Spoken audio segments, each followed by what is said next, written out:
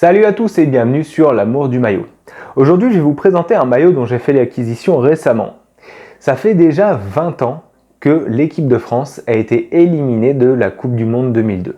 20 ans quasiment jour pour jour. Alors c'est vrai que c'est incroyable et ça paraît un petit peu fou pour la jeune génération, mais vous avez forcément entendu parler du fameux France-Sénégal. Je vous invite sur YouTube à aller revoir Les yeux dans les bleus 3, donc qui aurait dû sortir si la France avait gagné, etc. Ils ont quand même sorti le documentaire sur Canal+ dans la foulée de l'élimination pour montrer comment ça s'est passé. Et on y ressent quand même une certaine arrogance de la part des joueurs, notamment avant le premier match. Et aussi on voit quand même qu'ils se mentent à eux-mêmes beaucoup après le match contre l'Uruguay et avant le match contre le Danemark, qui sont un petit peu persuadés qu'ils vont y arriver, alors que à l'époque tout le monde savait que c'était quasiment impossible.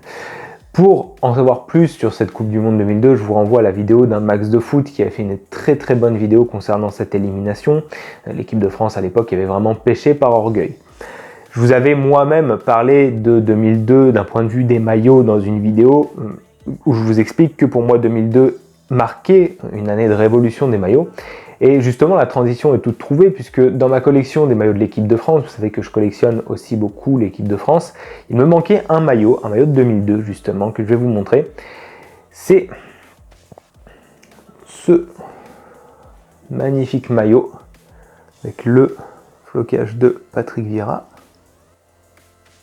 Maillot préparé de la Coupe du Monde 2002. Que j'ai donc trouvé vraiment 20 ans après cette Coupe du Monde.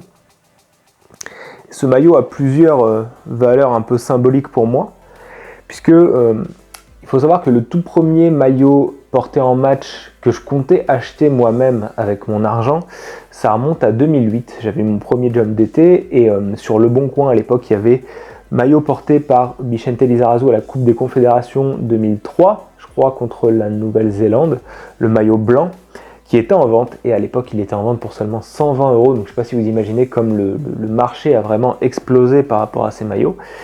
Et je ne l'avais pas acheté finalement puisque je n'avais pas gagné beaucoup d'argent, c'était qu'un petit job que j'avais. Et en fait au fil du temps j'ai jamais retrouvé ce maillot là, alors si on en trouve quelques-uns sur eBay et tout, mais à des sommes vraiment mirobolantes. Et j'ai trouvé celui-ci pour un prix relativement raisonnable sur Vinted, pour un maillot préparé. Alors j'avais déjà celui-ci, comme vous pouvez le constater, c'est le maillot de 2002, mais avec un coq de l'époque 98-2000, j'en avais déjà brièvement parlé. Cette configuration-là avait été utilisée pour les photoshoots de promo pour ce maillot-là. Donc je me rappelle dans 11 mondial par exemple, à l'époque, on avait le catalogue Made in Sport, on pouvait commander les maillots de la Coupe du Monde 2002. Je me rappelle de Franck Leboeuf qui portait ce maillot-là, donc le climat cool, mais avec le coq de la période précédente. Notez que dans ce maillot-là, les détails justement dans le col sont inscrits en noir. C'était vraiment un peu les prototypes, en fait, les premières versions de ce maillot, tandis que par la suite, c'était inscrit en gris à la fois sur le maillot domicile et le maillot extérieur. Le maillot domicile, j'en ai aussi un autre qui lui était plus ou moins préparé de façon globale avec simplement un coq FFF pour René Girard, que j'avais trouvé pour pas très cher non plus sur Subside Sport il y a une dizaine d'années. Mais il me manquait absolument le blanc. Et j'ai fini par mettre la main dessus. Alors, ce maillot-là, pour moi, c'est un peu une curiosité, mais je l'aime déjà beaucoup. Il faut savoir aussi, quand on regarde, ce qui est très marrant, c'est que donc vous avez le patch de la Coupe du Monde 2002, et on aurait pu avoir en fait cette configuration-là sur le terrain, en fait, si on avait eu un Nigeria-France en huitième de finale, parce que c'était possible. Rappelez-vous, le Danemark avait joué l'Angleterre en huitième, tandis que le Sénégal avait joué la Suède, et donc si les Bleus avaient fini, je crois, deuxième, et si le Nigeria, qui était pressenti un petit peu comme outsider de ce groupe de la mort et qui a beaucoup déçu finalement, en fait, si ces deux équipes-là s'étaient rencontrées en huitième, si on avait eu un Nigeria-France, on aurait eu exactement cette config-là, c'est-à-dire, vous voyez en fait le patch qui se trouve ici, le maillot de Okocha ici et le maillot de l'équipe de France ici, on aurait eu cette version-là, d'autant plus que, si vous regardez le coq, vous voyez que le coq, en fait, il ne fait pas mention d'un match, mais il est marqué World Cup 2002, Corée-Japon.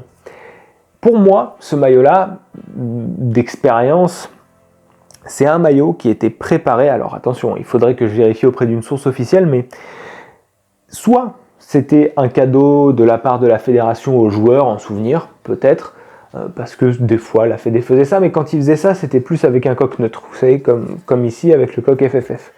Soit c'était un maillot qui était préparé pour les huitièmes de finale. Si vous vous souvenez, en quart de finale de l'Euro 2000, les joueurs portaient pas un coq avec le détail de match, mais avec marqué Euro 2000, tout simplement parce qu'à l'époque, ils ne savaient pas qui ils allaient affronter. Donc c'était difficile de préparer les coqs. Et là, pour moi, il y a fort à parier pour moi que c'est la même chose. C'est-à-dire que c'est un coq qui avait été appliqué comme ça, au cas où.